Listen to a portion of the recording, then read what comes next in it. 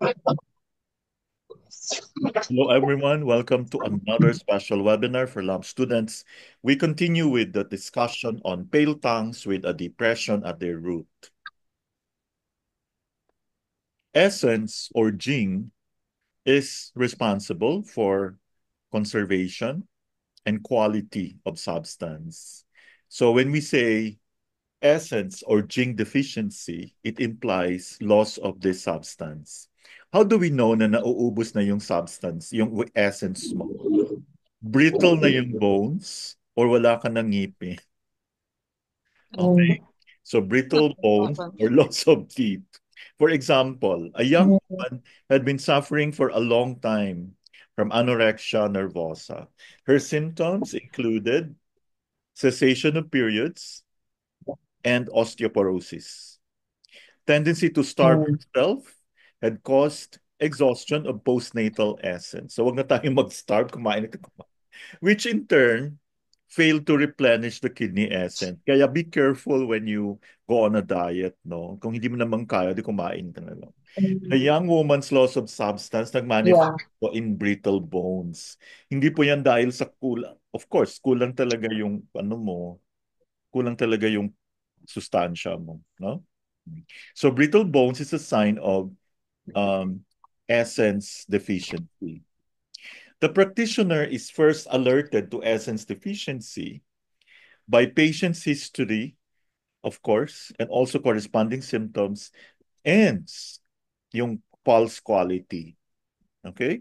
So, maraming ganon. Bata pa pala pero mukhang matanda na. To formulate accurate Yeah. diagnosis, assess the quality and strength of essence. So, this afternoon, we shall be focusing on essence or Jing. Lung diagnosis can contribute a great deal of information about the quality of essence. So you see both pulse and tongue.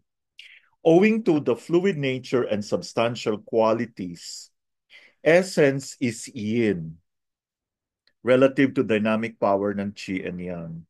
So substance kasi yung essence eh. So it's yin. So pag yin yung essence, may strong affinity siya to kidney yin. Kaya mga nauubos na yung buhok, ay, ubos na yung ngipin, kidney yin deficiency. Because of this, if you have kidney yin deficiency, ganito lang yan eh. Kasi nagkulang ka ng yin, the kidney will have to, will be deficient in yin. So saan siya kukuha saan siya hihiram? Kukuha siya sa essence. Okay? So all body processes that lead to loss of fluids, kasi yin na yin ang fluids eh. Example, there was a time nagkaroon ka ng severe diarrhea, long-lasting, puro ka LBM, extreme sweating, no? Long-lasting febrile disease. Kaya mag-ingat tayo yung mga, ang tagal-tagal na ng fever, kasi nga hindi magaling yung treatment, no? This will injure the yin eventually. Siyempre, pag naubos yung yin, mauubos din yung essence mo. So, if you have dry red tongue, no? Hindi lang siya red, dry pa. Okay? This is because naubos na yung fluids and yin. Okay? So that means meron kang severe kidney yin deficiency and declining essence. No? Siyempre, wala nang reserve, no? Nauubos na. In clinical practice, this kind of tongues, no, yung dry pati red tongue, are most commonly found in severely ill, elderly patients, or those who suffer from progressive cancerous disease. So if you see this kind of tongue, like yung patient, palalaman mo naman kung maraming problema yung patient. Di ba, Doc, siya? Ang dali lang. So pag nakita mo yung tongue niya, hindi lang siya red, tuyo pa. No? So, this is, Parang ganyan yung tang ni Doc Willie Ong Doc nung pinakita niya yung tang niya nung ay, onset nung ano oo. niya. Ganyan Nakita yung ba niya? dila. Nakita niya? Dry rectum. Ay, pag nagsasalita siya. Pinakita niya yung tang niya. Ay, Yeah. Hindi pinakita niya talaga Doc. Nilabas niya talaga yung dila. okay. Ang galing mo naman. Hindi mo Ah, naman ako minessage. Okay. Progressive cancerous disease. Okay. Sa mga bata, no? Such tongues also occur in young people who have been affected by AIDS or wasting disease. Alam nyo ba, tumataas yung kaso ng HIV. So pag sinabing HIV, it's different from AIDS. AIDS kasi full-blown na yan, no? So, I'm sure naman ayaw niyong pumunta sa ward na may... Marami na yun dito sa Puerto, Doc. The youngest HIV patient is 13 years old. Oh my God. Kawawa naman. 13? Paano nangyari yun? Ah, Wala, okay. yung mga ano na, hindi na i-educate ng maayos regarding sex education. Yun na, 'di ba? Teka. Masyadong curious. Yeah. Red tongue can reflect development of intense heat, no? So, pag marami kang heat, nauubos yung yin. The more intense the redness of the tongue body, the greater the heat that has attacked the kidney yin and fluids. Okay? So, interplay between kidney yin and kidney yang depends on the strength and quality of essence and source qi. So, meron tayong tinatawag na yuan qi. Oo. Like for example, when you have um, pag nakita mo, medyo may edad na, tapos ang payat-payat pa, tapos yung tongue niya medyo mapula na, may raming crack. Matingnan mo yung kidney tree niya, malalim na malalim. Oo. Tapos umaaray siya pag pinrest mo yun. Essence, through kidney yang and the gate of vitality or Mingmen, supplies the material. Kaya nga tinatawag siya na essence eh. Essence. Substance, no? Siya nagsusupply ng material necessary for transforming and warming actions. And these are needed para meron kang kidney chi. No? Para ano ka pa magkaroon. Kung wala kang kidney chi, wala ka ring essence. Tongue coating is highly dependent on these actions. Kaya kung yung tongue mo wala ng coating, pula na, tuyo pa, well, you should start doing so. At saka maganda pala yung feeling, ay di pala, iba pala yung tongue ng pasyente ko. Makapal yung coating. Then after the treatment, na-amaze siya. Kasi pinapakuhaan ko siya ng, siya mismong camera niya ang ginagamit, cellphone. So kaya kita niya kaagad yung change. And let me tell you this, the first thing that will change sa tongue is the coating. Okay? Buti na lang, um, nabawasan yung coating. Of course, hindi naman ganun kabilis, no?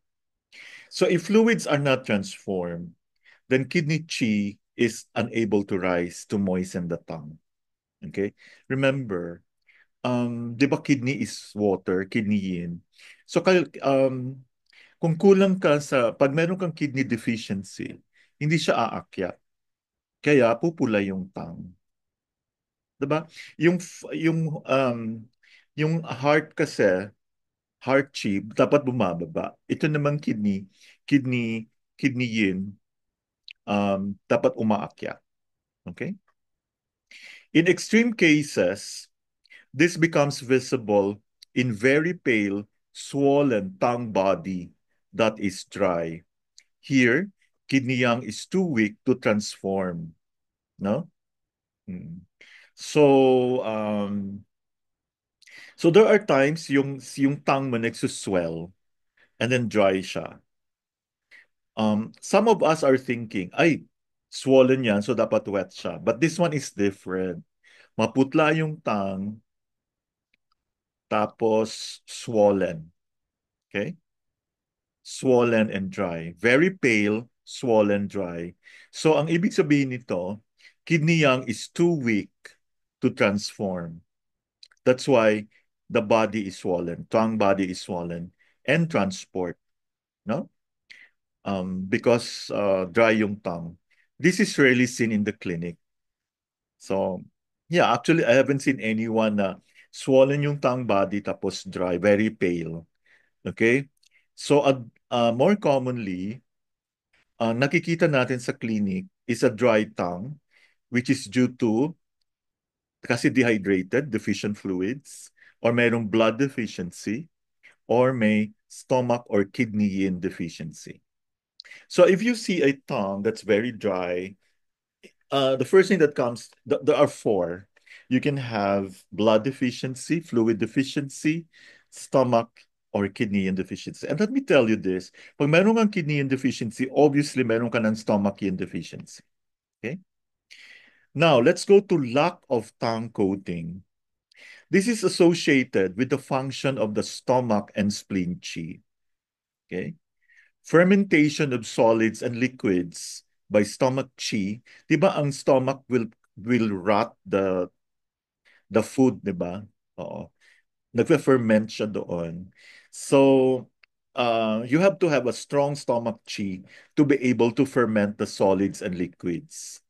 And also, kailangan healthy ang climate ng stomach. It should be damp climate. Kaya nga dapat, uh, ano to, mainit, warm pala, warm, and warm para mag-contribute ng turbid steam that ascends and becomes foundation of tongue coating. So always start your meal with something warm. But what do we do? Ang ating ano is malamig kaagad, no? Okay, if energies of the middle burner function without any problems, so magkakaroon tayo ng even talaga yung distribution ng coating. Okay? So I hope that helped. Let us now go to our example. So we have here a 32-year-old female. Symptoms niya ito, tatlo. Exhaustion. Okay? So pag nakita mo exhaustion, automatic titingnan mo po yung dila sa dulo. No? So, yung iba kasi hindi na pinapakita yung ano. Tingnan nyo, medyo, remember 32 pa lang yung pasyente ha. That's too young, no? And then there's burning sensation after urination. So Doc, share what is the ano, like, are we talking of stagnation or chi deficiency? So burning sensation siya after, Stagnate yeah, after. Chi deficiency do? chi deficiency. Ay, Very, no, no. Oh, tama, tama. Tama, chi okay. deficiency. Kasi kung before doc, yun yung stagnation. Ay, ang galing. Okay. Tapos yung during, Yung yan yung during, hagit. yun yung, opo, dump heat pag during heat. Galing. Yun pala yun. Yeah, and also, remember babae ito, severe cramping pains before and during menstruation. Matututunan natin to kasi hindi pa tayo umabot sa menstruation. So, anyway, importante, familiar tayo dito. So, Western diagnosis, chronic cystitis. So that means meron siyang meron siyang inflammation or infection, UTI, no? So dysmenorrhea, cystitis is bladder. Okay, so definitely meron siyang problema doon. Background to disease, tingnan nyo, chronic overwork. No? Excessive use of willpower. Sobrang gamit mo ng willpower. For example, if you really want, say you are a breadwinner and you want to achieve something like, I need to raise this amount no matter what it takes. Nauubos yung willpower mo. Anong organ ang affected, Ma'am Elvira? Ma'am Elvira? Ay, Ako, Dok. Nanak, ano yeah. ako, Dok. Masanik na ako, Dok. Ay, Lymphatic ano draining ka na pa po palang kami. ginagawa? Okay. Pag gamit na gamit yung willpower mo, um, Oo po. ano ang affected po? Sa ano, Dok, dito. Dito sa tang. Hindi, anong organ ang affected pag sobrang gamit ng willpower? Chronic overwork. Ano, Dok, yung... O, ang chronic overwork, Oo, yung anong organ ang affected po? kidney, Dok. Yes, Liver so ang po din. galing. Kidney yin, nauubos. What about 12 operations in childhood and puberty? Can you imagine 12 operations? Mm. Nauubos yung ano mo. Ubos ang child meridians. Pinapansin nyo yung iba, they look old for their age, no? Okay, tingnan natin yung diagnosis na Mm. ito. Okay, the tongue, sabi dito, slightly pale and swollen.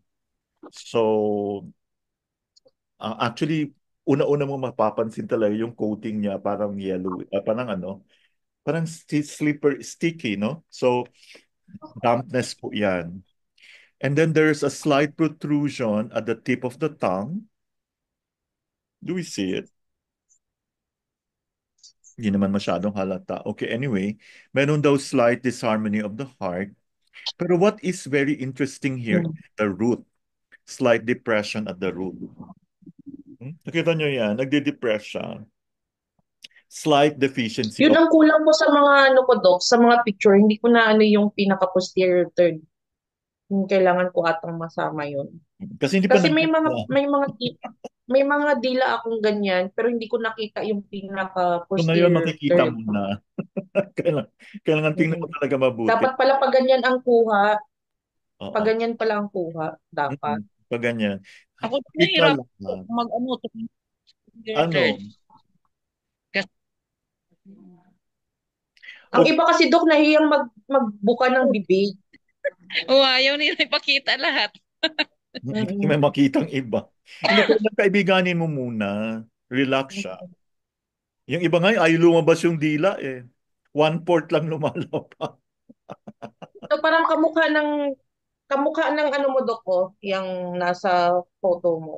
Pero hindi lang makita yung posterior third talaga. Ano sa kanila? Pero napaka-obvious, no? Yung ano mo, medyo, tinan mo yung nakaano, merong hiwa sa gitna. Yeah. Oo.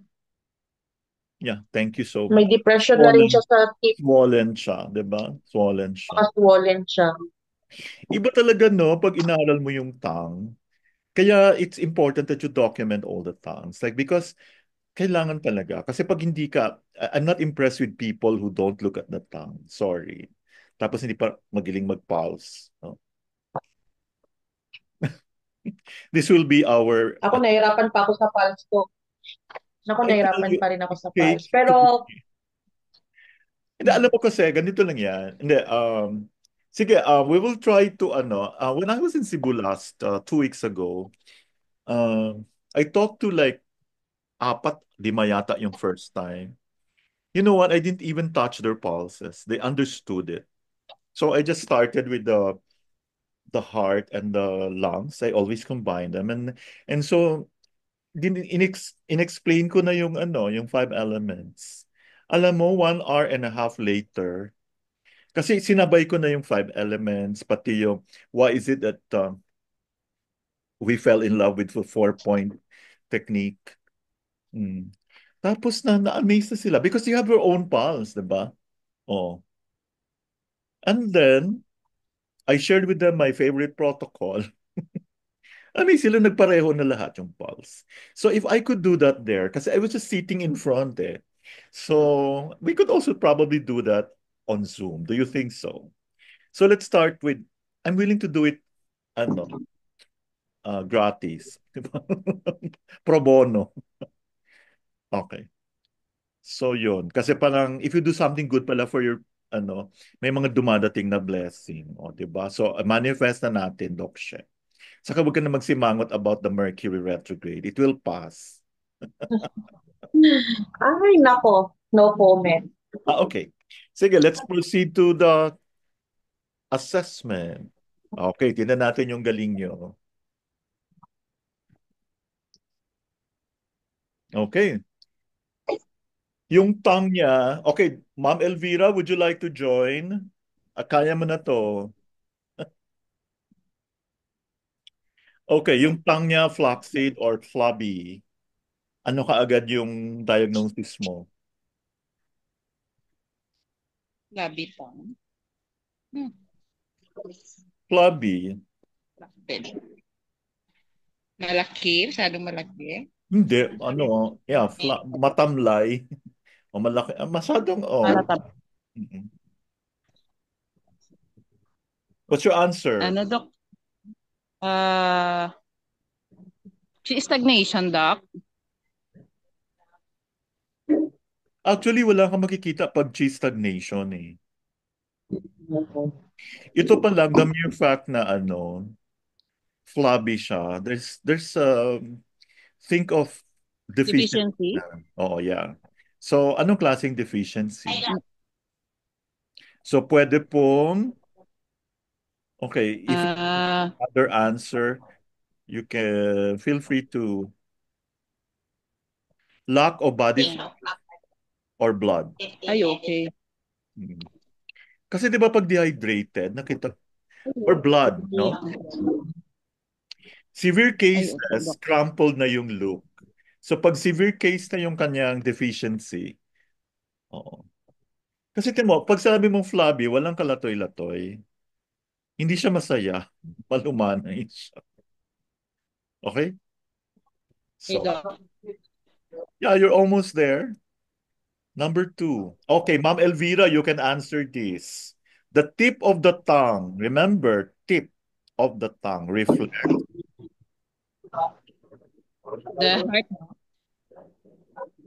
tip the of the heart, tongue reflects the the heart. heart and the lung. Palpit. Kasi sa likod ng heart, yung lung na. Pero pwede na rin yung answer heart. Diba?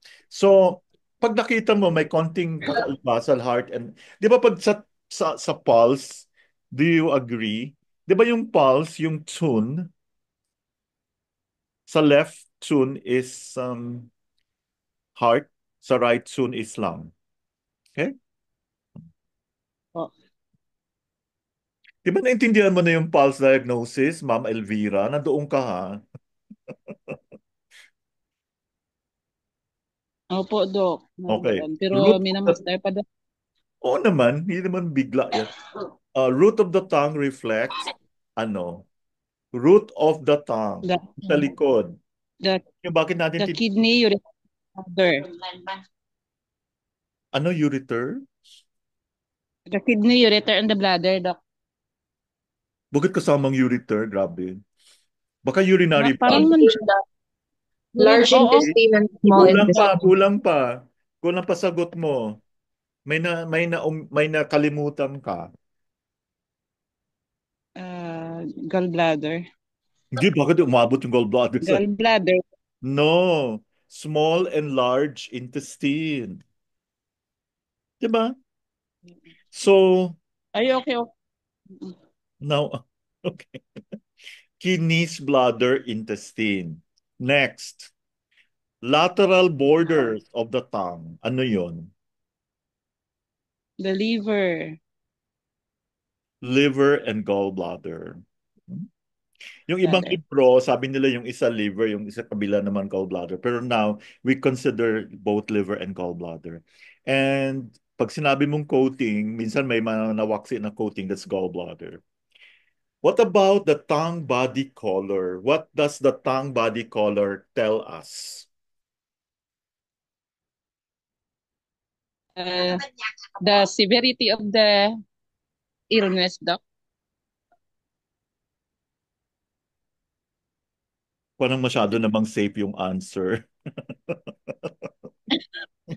Parang Ng masyadong general. body. Ganun. Sige. Okay. Ang tongue body color will tell you the State. state of the yin organs and the blood.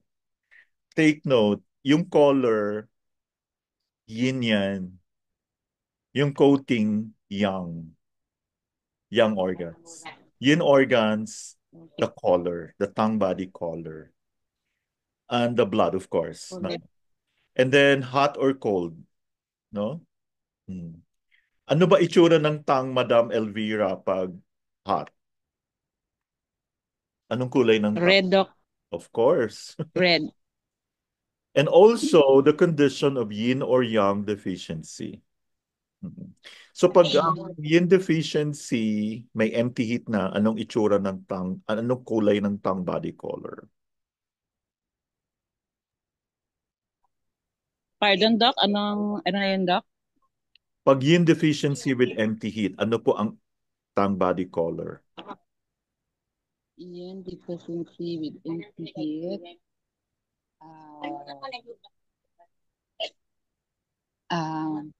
With empty heat.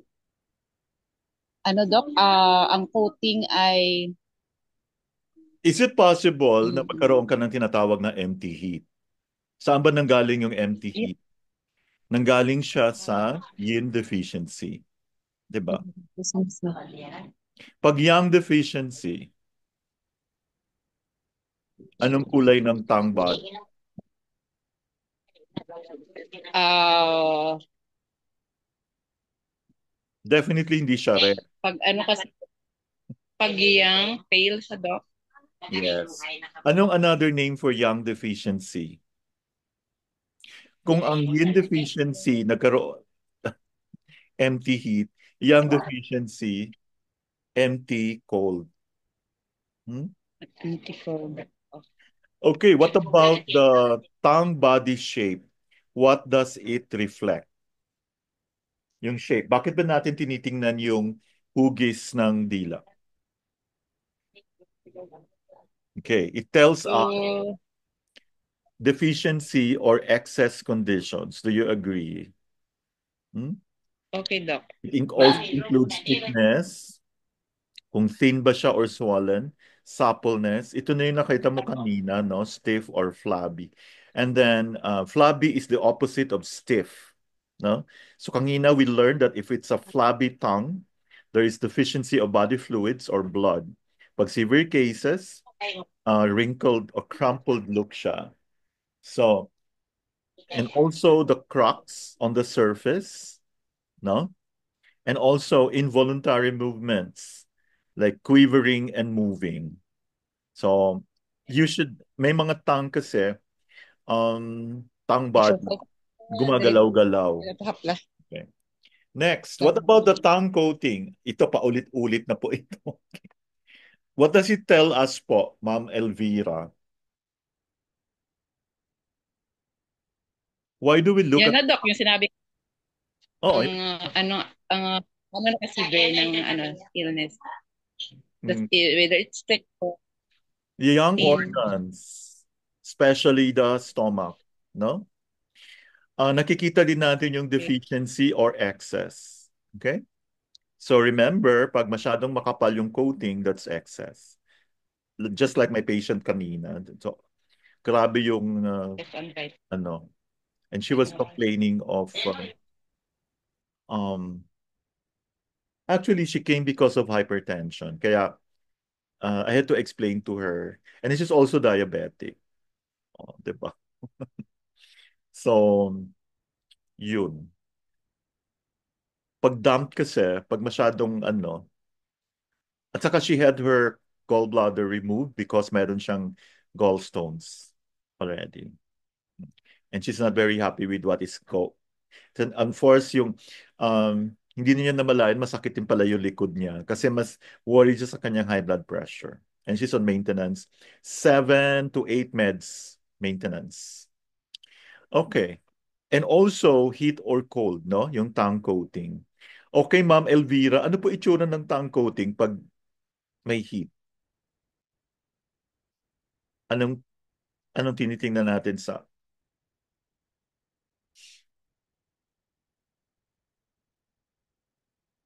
anong kulay po ng tongue coating?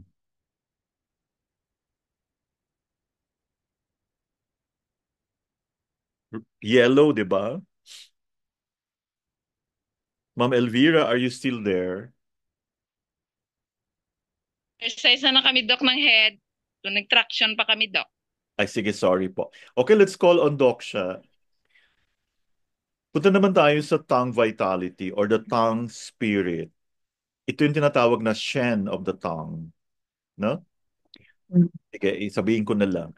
It actually reflects the general appearance of the tongue. The qualities of liveliness, suppleness, vitality. May mga tongue na malungkot. Lalo na pag medyo iba, no? Okay, let's talk about pale tongue. What is your possible diagnosis? Deficiency do. Okay, very good. So there are two types. Pag Young slightly deficiency. wet, tapos pale, that's yang deficiency. Pag slightly dry, that's blood deficiency. Slight, Blood. slight lang. And finally, we come to the last one. What if slightly pale lang siya? Chi deficiency. Yeah, galing naman. Okay. Congratulations, Doksha. I'm really, really impressed. Thank you, everyone, for your Thank you. attention. And I hope you're enjoying this as much as I do. And thank you so much for joining.